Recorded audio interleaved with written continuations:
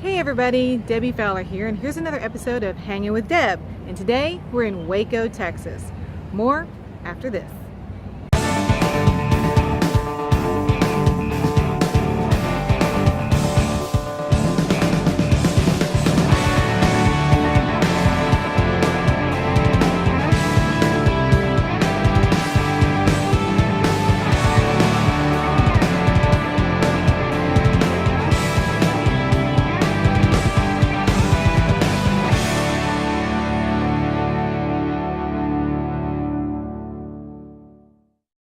Debbie Fowler here, and here I am in Waco, Texas, and you're probably wondering why Waco?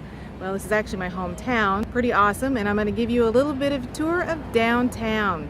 On Saturdays, they have a farmer's market downtown where you can find goodies galore. So we are at the Economy and Spirits here in Waco, Texas, and behind me you can see the courthouse and famous Alico building and my puppy. So Waco, Texas has actually gone through a lot of renovations.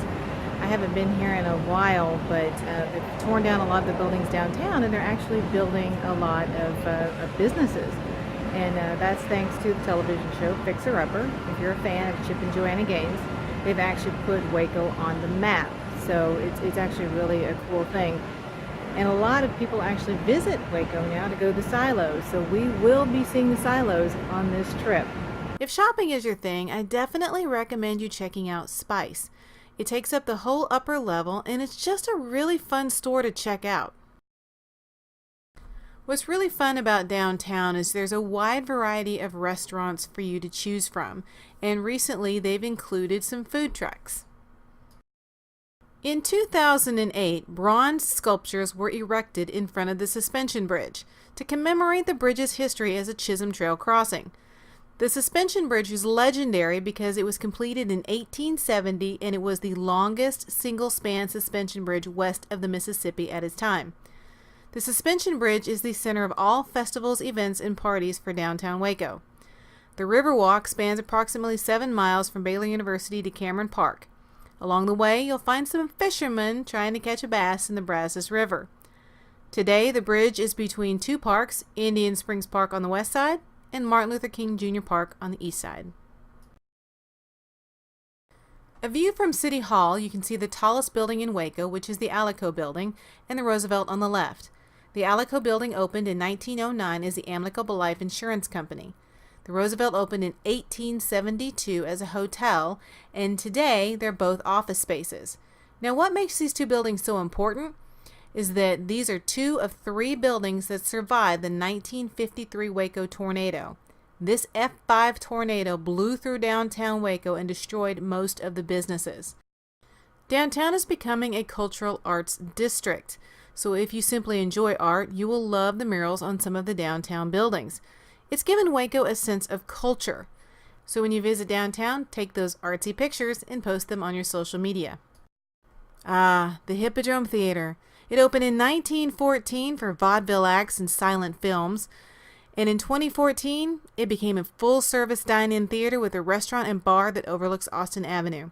They offer first-release films along with classic films, live theater, concerts, stand-up comedy, dance, and so much more. I hope the Hippodrome is entertaining for years to come. If you're a Dr. Pepper fan or you just love old history, you might want to check out the Dr. Pepper Museum. Dr. Pepper was formulated by Charles Alderton in Morrison's Old Corner Drugstore in downtown Waco around 1885. Alderton gave the formula to Wade Morrison, who named it Dr. Pepper.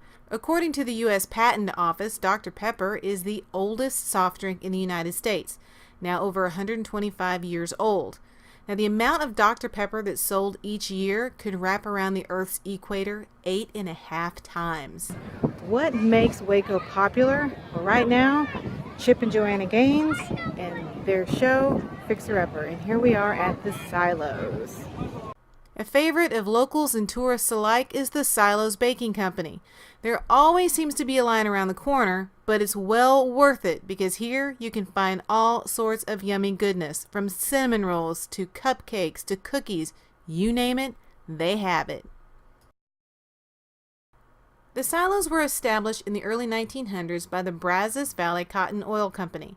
They brought in shipments of cotton from local gins so they could extract the oil from the cottonseed and use to make cooking oil. Now, the building changed hands a few times and was vacant through most of the 90s until it was purchased by Chip and Joanna Gaines, and their vision was to turn it into what we know today as Magnolia. Now, there's lots of fun shopping and tons of things to look at. People are always coming and going, and it's really a happening place. Now, what I like about the silos is that you get the feel that you're almost at a park. There are places for kids to play, places for you to hang out. There's lots of food trucks and picnic tables. Just sit down, enjoy the day, enjoy shopping, and just have a really awesome time. If you do visit Waco, you need to check out Harp Design Company. Clint Harp, who's often seen on Fixer Upper, is well known for his woodworking skills. Here you will find some really awesome merchandise that you can use to decorate your home. Clint and his wife Kelly have a TV show now on the DIY network called Woodwork.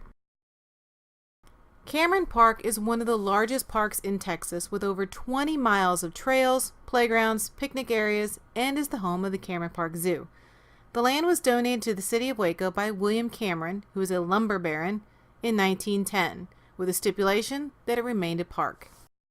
A few other places to check out if you have the time is the McLean Stadium, which is home of the Baylor Bears, or take a stroll through Baylor University. Baylor was chartered in 1845 by the Republic of Texas and is the oldest continually operating university in the state. If you feel like a road trip, take a trek over to McGregor, Texas and visit Magnolia House. This is the bed and breakfast owned by Chip and Joanna Gaines. Thanks for watching, and be sure to hit the subscribe button so you know when new videos will be posted. I'll see you next time.